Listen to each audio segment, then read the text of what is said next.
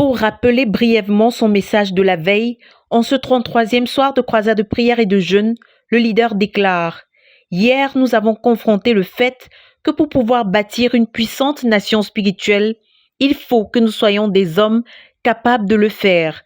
Et s'il nous faut infuser la nation avec de la spiritualité, nous devons être spirituels.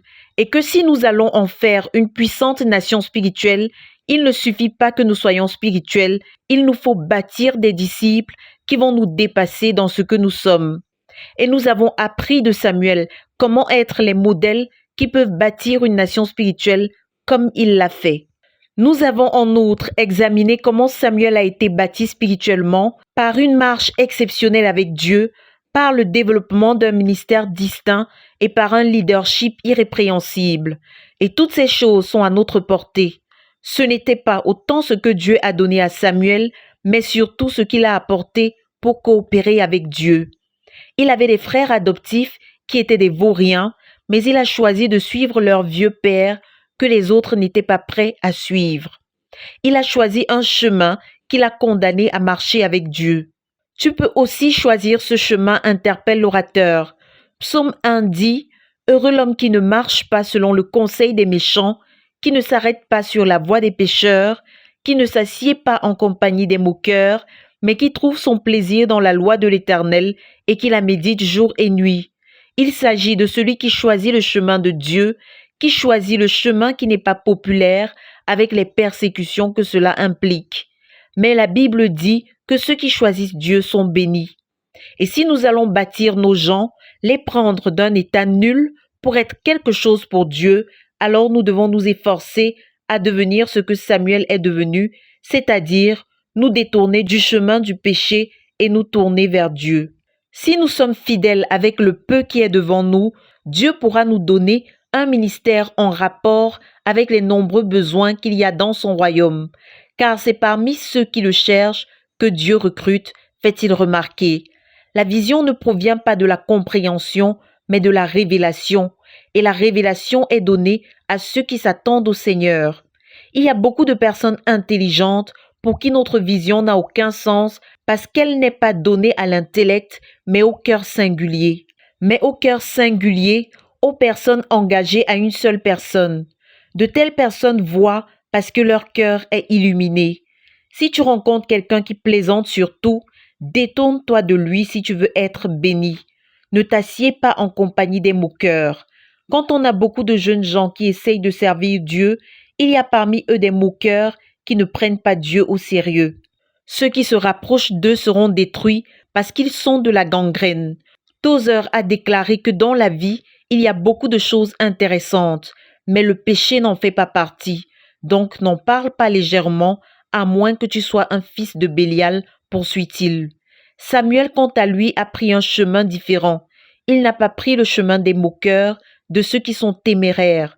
Il y a des personnes trop téméraires qui n'ont pas peur des corps des sœurs, de l'argent de Dieu, qui ne craignent pas Dieu, qui regardent n'importe quel genre de film, commentent tous les sujets de conversation. Qui commente tous les sujets de conversation. Ne te lie pas d'amitié avec des garçons téméraires et des filles alléchantes, recommande-t-il. Samuel avait aussi choisi de ne pas être trop curieux comme ces personnes qui veulent savoir tout sur tout le monde, tout le temps et n'importe quand. Adam et Ève n'avaient pas été tentés par le goût d'un fruit qu'ils n'avaient jamais mangé. Ils ont été tentés par la curiosité. Ne suis pas ceux qui sont trop curieux, téméraires et moqueurs si tu veux être béni.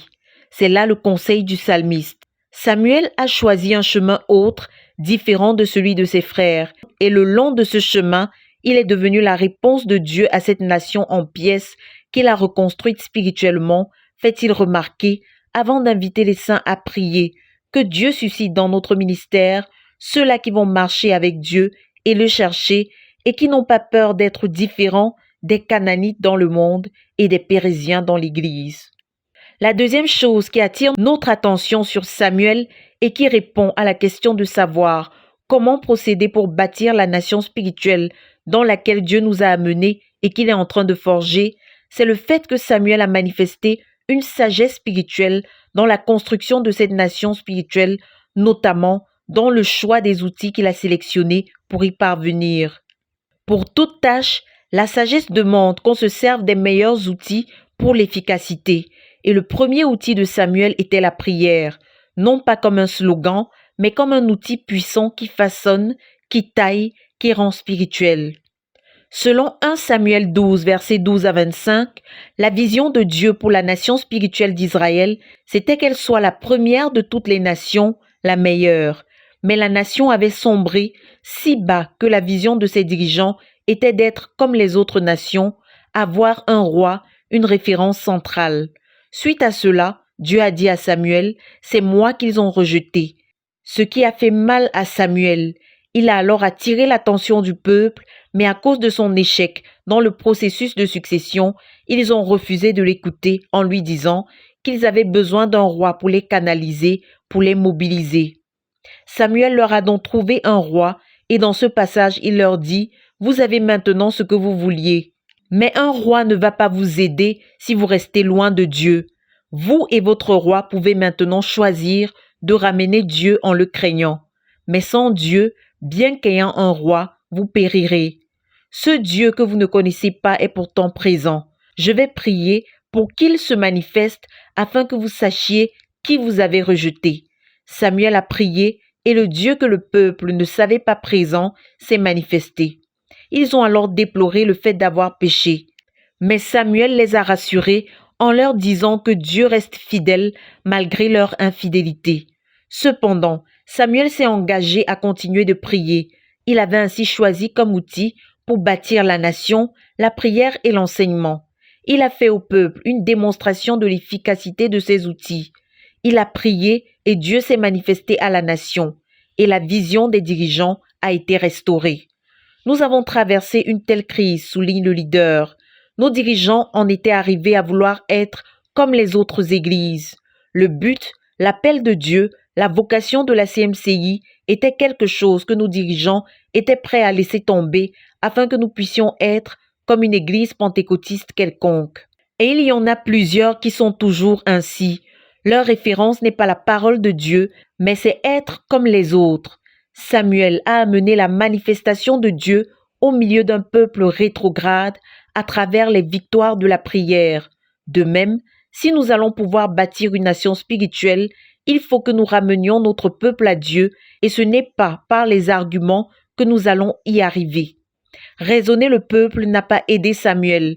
Si nous voulons bâtir une nation spirituelle, il nous faut avoir des dirigeants qui prient et qui connaissent la puissance de la prière, qui ont des victoires dans la prière, qui savent comment la prière fonctionne, qui ramènent un peuple spirituellement sourd à être convaincu de la présence de Dieu au milieu d'eux.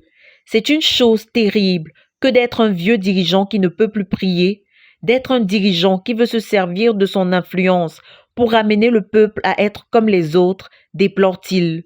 Si nous voulons bâtir la CMCI comme une nation spirituelle, nous allons devoir prier, et pas juste en termes d'heures, mais pour la manifestation de Dieu au milieu de nous, jusqu'à ce que les dirigeants endurcis, mondains, voient Dieu et se repentent. S'il nous faut bâtir une nation spirituelle, nous allons devoir, comme Samuel, choisir les outils qui appellent Dieu et apporter au peuple de Dieu les victoires qu'apporte la prière, conclut-il. De Koumé pour la RTVC, Cynthia Siaka.